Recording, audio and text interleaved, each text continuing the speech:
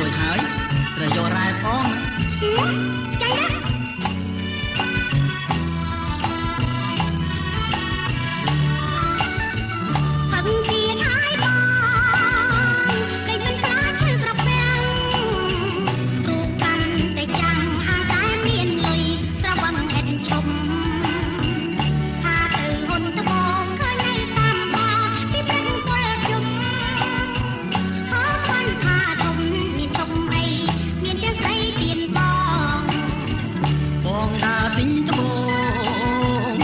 ជាងចូលទៅក៏ខ្យល់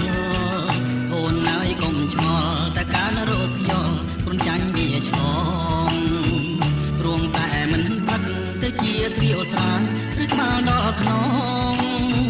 សូមទោសអូនម្ដងទៅទៀតហើយក្រែងជំងឺបៀតបៀ